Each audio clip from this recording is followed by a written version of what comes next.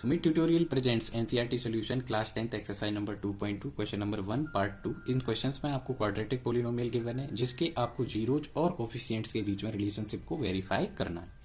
इन questions को solve करने के लिए सबसे पहले हम गिवन पोलिनोमियल को राइट करेंगे जो इस क्वेश्चन के लिए हमें दे रखा है P S is equal to 4s² minus 4s plus 1।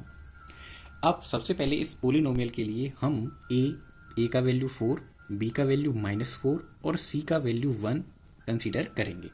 देखो s² का कोफिशिएंट a होगा, s का कोफिशिएंट b होगा और कांस्टेंट नंबर c होगा।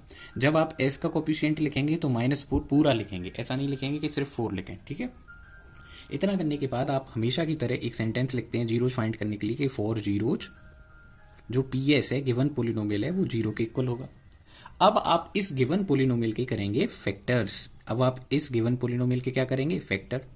तो अगर आप इन नंबर्स को अच्छे से ऑब्जर्व करो तो आप देख पाएंगे कि जो 4s² है ये 2s का स्क्वायर है और जो 1 है वो 1 का स्क्वायर है। इसका मतलब ये परफेक्ट स्क्वायर बन सकता है इफ इन दोनों का मल्टीप्लाई अगर 2 से करें तो ये -4s आ जाए। क्या आ जाए, -4s। तो 2 का मल्टीप्लाई मैंने 2s से किया और 1 से किया तो मैंने देखा ये a² - 2ab प्लस b² का फॉर्म बनता है। ये किसका फॉर्म बन गया, a² - 2ab प्लस b², जिसका आंसर अगर मैं राइट करूं तो क्या हो जाएगा, a - b होल स्क्वायर। इसके अकॉर्डिंग अगर मैं आंसर राइट करता हूं तो a के प्लेस पर कौन है 2s, b के प्लेस पर कौन है 1 और इन दोनों के बीच में क्या मार्क करना है मुझे, माइनस साइन ऑपरेटर और इज इक्वल टू 0।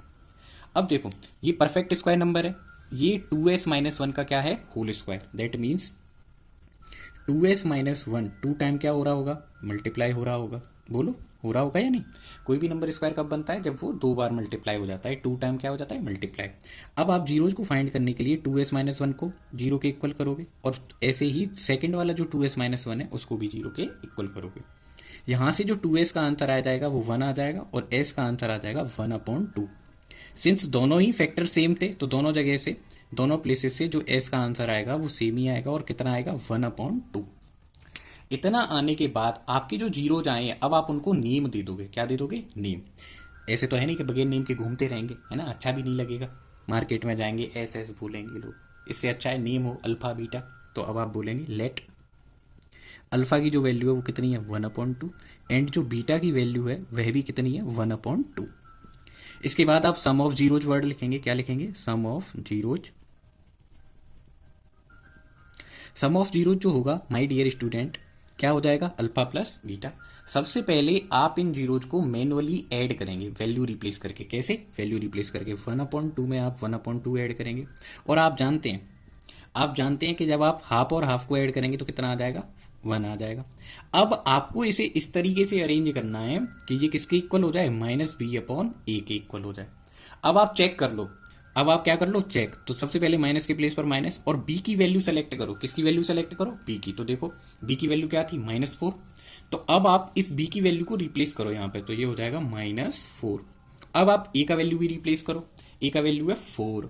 तो अब आप a का वैल्यू रिप्लेस करेंगे और यहाँ लिखेंगे 4। चलो सर ठीक है, आपने मार्क कर दिया, आपने वैल्यू रिप्लेस कर दी। अब आप माइनस इंटू माइनस करवाओ, प्लस हो जाएगा। 4 से 4 को डिवाइड करो, 1 आ जाएगा। दैट मीन्स इससे जस्ट पहले वाला एक्सप्रेशन आ रहा है। That means sum of zeros is equal to -b/a बन रहा है। इसका मतलब मैंने जो सॉल्व किया है वो एकदम करेक्ट है। जीरोज में और कोफिशिएंट्स में जो रिलेशन है वो क्या हो रहा है, स्टेब्लिश हो रहा है, बन रहा है। अब आगे करते हैं प्रोडक्ट ऑफ जीरोज।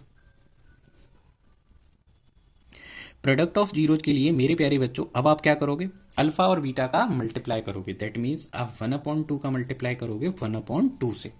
जब आप ऐसा करेंगे तो 1 1 जा 1 हो जाएगा और 2 2 जा क्या हो जाएगा, 4। और आप चेक करेंगे क्या जो मेरा आंसर है क्या ये c/a है। तो अब आप c का वैल्यू चेक करो, c का वैल्यू देखो 1 है, वेरी गुड। और a का वैल्यू क्या है, 4। That means product of zeros अपना रिलेशन c/a से क्या करता है, वेरीफाई करता है। इस तरीके से हम इस क्वेश्चन को सॉल्व कर सकते हैं। आई होप आपको ये एक्सप्लेनेशन अच्छे से समझ में आई होगी। तो खूब पढ़ते रहिए, बढ़ते रहिए और अच्छे मार्क्स लेकर आइए। Thank you.